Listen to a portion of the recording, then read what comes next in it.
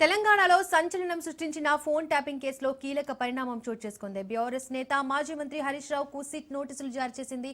ఉదయం 11 గంటలకు జూబ్లీహిల్స్ పిఎస్లో విచారణకు రావాలని ఆదేశించింది. బీఆర్ఎస్ కీలక నేత మాజీ మంత్రి హరీష్ రావును సాక్షిగా పరిగణిస్తూ సిఆర్పిసిలోని సెక్షన్ 160 కింద నోటీసులు ఇచ్చింది. ఇదే అంశానికి సంబంధించి మరింత సమాచారాన్ని మా ప్రతినిధి తెలంగాణ భవన్ నుంచి సైదులు అందిస్తారు.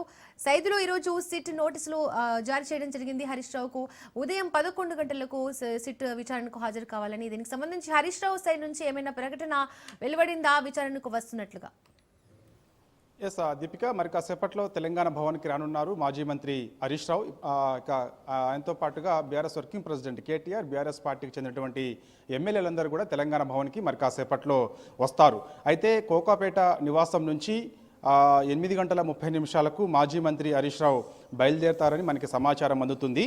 అయితే ఆయన తెలంగాణ భవన్కి రాకముందే కోకాపేట నివాసం దగ్గర మీడియాతో మాట్లాడే అవకాశం ఉంది. సిట్ నోటీసులకు సంబంధించి ఆయన మొదటిసారి కోకాపేట నివాసం దగ్గర ఆయన మాట్లాడతారు. ఏ అంశాలపై మాట్లాడతారు అన్నది కూడా కొంత ఆసక్తి. ఎందుకంటే నిన్న రాత్రి సిట్ అధికారులు నేరుగా కోకాపేట నివాసానికి వెళ్ళి మాజీ మంత్రి హరీష్ రావుకు నోటీసులు ఇద్దామని అనుకున్నారు. కానీ అక్కడ మాజీ మంత్రి హరీష్ రావు లేకపోవడంతో ఆయన సిబ్బందికి నోటీసులు ఇచ్చి వెళ్ళిపోయారు. అయితే నిన్నటి నుంచి కూడా మాజీ మంత్రి హరీష్ రావు దీనిపైన ఎక్కడ స్పందించలేదు.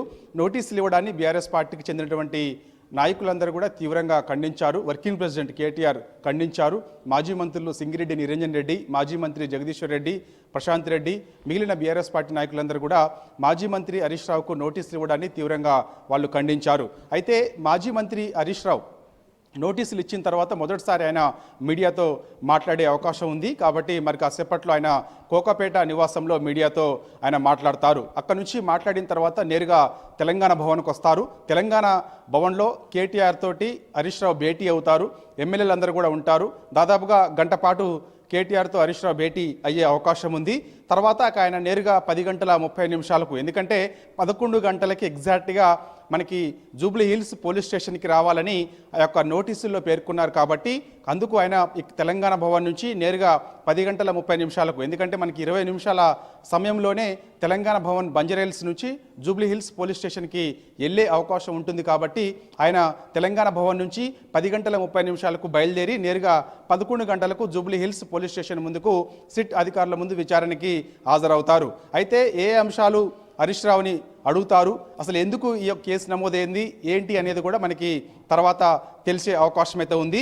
ఈ యొక్క ఫోన్ ట్యాపింగ్ కేసు వ్యవహారంలో గతంలో ప్రముఖ ఛానల్ ఎండి ఇచ్చినటువంటి వాంగ్మూలం ఆధారంగా హరీష్ రావుకు నోటీసులు ఇచ్చామని కొందరు చెప్తున్నారు. అది నిజమా కాదా ఏంటి అనేది కూడా తర్వాత మనకి తెలిసే అవకాశం కూడా ఉంటుంది. అయితే ఈ యొక్క నోటీసులు ఇవ్వడాన్ని మాత్రం బీఆర్ఎస్ పార్టీ నాయకులు తీవ్రంగా ఖండిస్తున్నారు. ఎందుకంటే ఒక కేసు ముఖ్యంగా బొగ్గు కాంట్రాక్టుకు సంబంధించి కాంగ్రెస్ పార్టీ తెలంగాణ రాష్ట్రంలో అధికారంలోకి వచ్చిన తర్వాత ముఖ్యంగా ఈ యొక్క 2 ఏళ్ల పాలనకు సంబంధించి అనేక కుంభకోణాలు జరుగుతున్నాయని నిన్న రాష్ట్ర ప్రభుత్వం పైన సంచలనమైనటువంటి ఆరోపణలు మాజీ మంత్రి హరీష్ రావు చేశారు.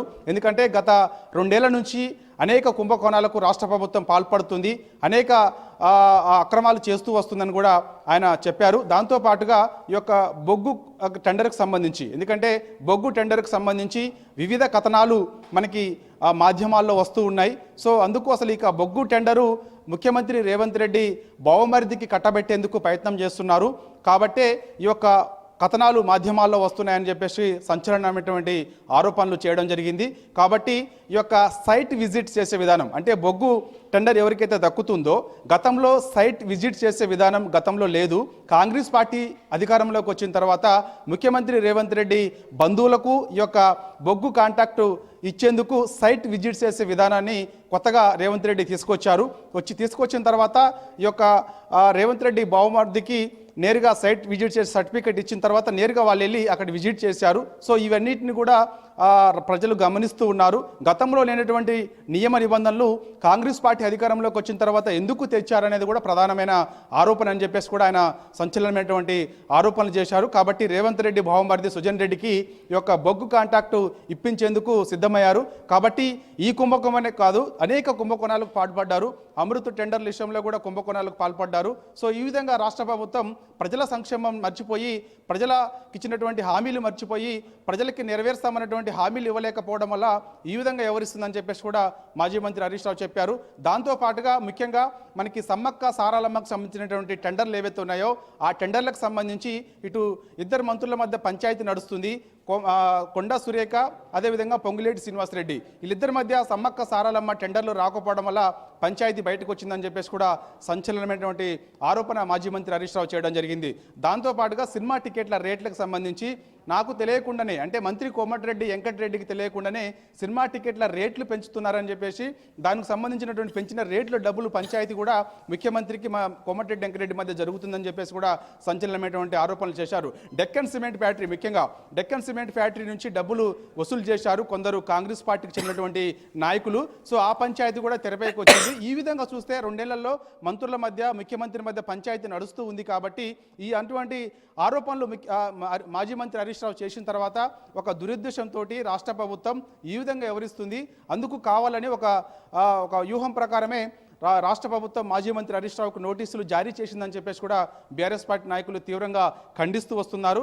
కాబట్టి అసలు సుప్రీంకోర్టులో చాలా స్పష్టంగా చెప్పడం జరిగింది. సుప్రీంకోర్టు కూడా తీర్పిచ్చింది. ఫోన్ ట్యాపింగ్ వ్యవహారంలో ఇక్కడ హరీష్ రావుకి ఎటువంటి సంబంధం లేదు, ఎక్కడ కూడా ఫోన్ ట్యాపింగ్ చేసినట్టు ఆధారాలు లేవని చెప్పినప్పటికీ కూడా కావాలని ఇవాళ మాజీ మంత్రి హరీష్ రావుకు సిట్ నోటీసులు జారీ చేశారని చెప్పేసి కూడా వర్కింగ్ ప్రెసిడెంట్ కేటీఆర్ చెప్తూ ఉన్నారు. కాబట్టి న్యాయ వ్యవస్థ పైన మాకు నమ్మకం ఉంది, కాబట్టి న్యాయ వ్యవస్థ పైన నమ్మకం ఉంది కాబట్టి ఖచ్చితంగా మేము న్యాయ పోరాటం చేస్తామని చెప్పేసి కూడా కేటీఆర్ చెప్పారు. ప్రజానాయకుడు, ప్రజల అభిమానం పొందినటువంటి నాయకుడు హరీష్ రావు కాబట్టి ఈ విధంగా కక్షపూరితంగా వివరించడం సరైనది కాదని చెప్పేసి కూడా అన్నారు. సో ఏదేమైనా సరే రాష్ట్ర ప్రభుత్వం అవలంబిస్తున్నటువంటి తీరు ఏదైతే ఉందో దాన్ని ప్రజలు గమనిస్తున్నారు. కాబట్టి రానున్న రోజులలో కాంగ్రెస్ పార్టీకి తగిన బుద్ధి చెప్పేందుకు ప్రజలు సిద్ధంగా ఉన్నారని చెప్పేసి కూడా కేటీఆర్ అన్నారు. కాబట్టి మరి కాసేపట్లో కోకాపేట నివాసం నుంచి నేరుగా మాజీ మంత్రి హరీష్ రావు తెలంగాణ భవన్కు వస్తారు. వచ్చిన తర్వాత కేటీఆర్ తోటి దాదాపుగా గంట పాటు భేటీ అయ్యే అవకాశం ఉంది. ఆయన తెలంగాణ భవన్ నుంచి 10:30 ఆయన Jubilee hills police station SIT విచారణకు హాజరవుతారు. కాబట్టి